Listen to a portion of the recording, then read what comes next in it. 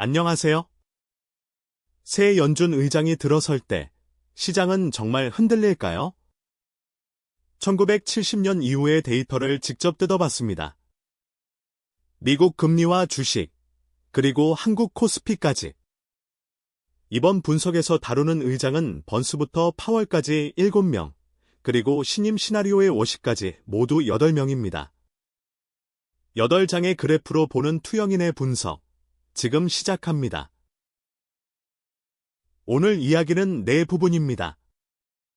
먼저 미국 10년물 금리, 다음으로 미국 주식, 그리고 한국 코스피, 마지막으로 그래서 어떻게 대비할지입니다. 각 부마다 그래프를 직접 보면서 흔히 말하는 통념이 데이터와 실제로 맞는지 하나씩 검증해 보겠습니다. 결론을 미리 말씀드리면 새 의장의 첫 해에 일관된 신호는 수익률의 방향이 아니라 변동성이었습니다. 연준 의장은 세계에서 가장 강력한 중앙은행의 수장입니다. 비둘기파냐 매파냐에 따라 앞으로 몇 년의 금리 환경이 갈리죠. 특히 지금처럼 새 의장 후보가 거론되는 국면에서는 그가 완화를 선호할지 긴축을 선호할지가 향후 2년 금리의 방향을 가릅니다. 그래서 새 의장이 올 때마다 시장은 긴장합니다.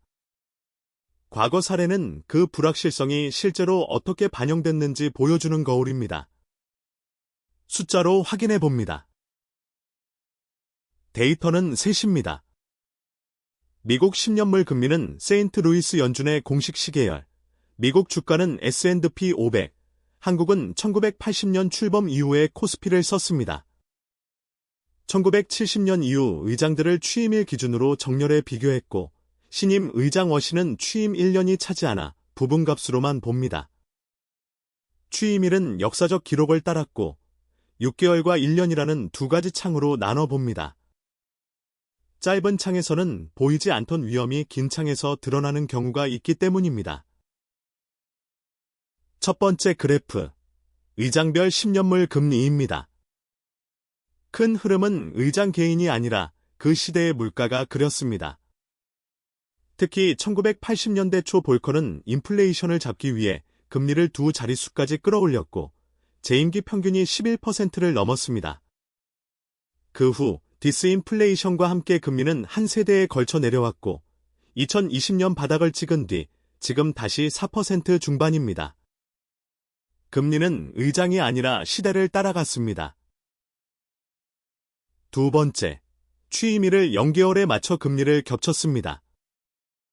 의장이 바뀌었다고 금리가 일제히 반응하진 않았습니다. 물가와 싸운 볼커는 취임 후 1년 금리가 가장 많이 올랐고 디스인플레 국면의 옐런은 내렸죠. 핵심은 이번 신임 국면이 과거와 달리 고금리에서 출발한다는 점입니다. 이제 주식입니다. 세 번째 그래프는 취임 시점을 100으로 맞춘 S&P 500입니다. 대부분 우상향하지만 보라색 그린스펀 선만 0개월 직후 수직으로 빠집니다.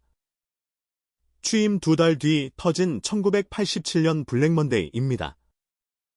옐런이나 버냉키처럼 부드럽게 우상향한 경우도 있지만 평균만 보면 놓치는 게 바로 이런 꼴이 위험입니다. 단 하나의 사건이 평균을 어떻게 끌어내리는지 이 그래프가 시각적으로 보여줍니다.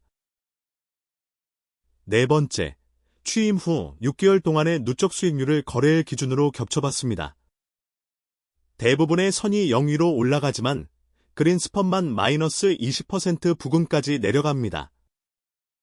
반대로 옐런과 버냉키 취임기에는 6개월 동안 두 자릿수 가까이 오르기도 했습니다. 같은 취임 후 6개월이라는 라벨 아래 결과는 천차만별이었습니다. 다섯 번째는 같은 내용을 표로 정리한 것입니다. 취임 후 1일부터 6개월까지의 등락률과 각 구간의 최대 낙폭입니다. 빨강은 상승, 파랑은 하락이죠. 대체로 시간이 지날수록 빨강이 짙어지지만 오른쪽 낙폭하는 거의 모든 줄에 파랑이 남아 있습니다. 예를 들어 볼커는 취임 6개월 시점 수익이 플러스였지만 그 사이 최대 낙폭은 두 자릿수였습니다. 표의 왼쪽만 보면 안심하지만 오른쪽을 같이 봐야 진짜 그림이 나옵니다. 6번째, 이 영상의 핵심입니다. 파란 막대는 취임 후 1년 수익률, 빨간 막대는 같은 1년 동안 겪은 최대 낙폭입니다. 수익률은 7번 중 6번 플러스였지만 빨간 낙폭 막대는 단 한 번도 빠지지 않습니다. 한 가지 주의할 점, 제가 만든 이 1년 기준 그래프와 방금 본 6개월 표는 측정창이 다릅니다. 6개월에서는 잠잠해 보여도 1년으로 늘리면 낙폭이 더 깊어지는 경우가 많았습니다. 결과가 좋아도 과정은 늘 흔들렸습니다. 미국 시장을 숫자로 정리하면 이렇습니다. 완성된 7사례에서 취임 후 1년 수익률은 평균 플러스 7.7%, 중앙가 플러스 12.7%. 반면 그 사이 최대 낙폭은 평균 마이너스 17.5%, 최악은 그린스펀의 마이너스 33.5%였습니다. 가장 좋았던 옐런조차 도중에 7% 넘게 빠졌습니다.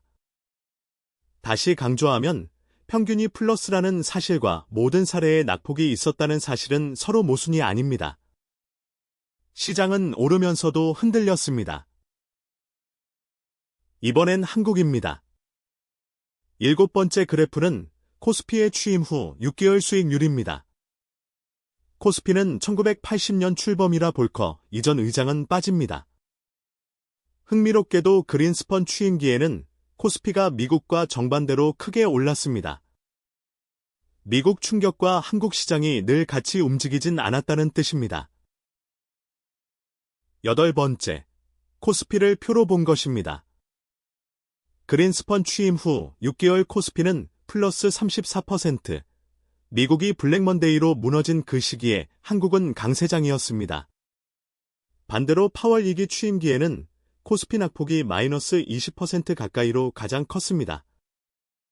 이건 환율과 국내 경기, 외국인 수급이 함께 작용한 결과로 연준이라는 단일 변수만으로 한국 시장을 설명하기 어렵다는 점을 분명히 보여줍니다. 여기서 두 가지를 짚습니다. 첫째, 새 의장 효과는 미국보다 한국에서 더 들쭉날쭉했습니다. 둘째, 미국이 흔들릴 때 한국이 반드시 같이 흔들리진 않았습니다.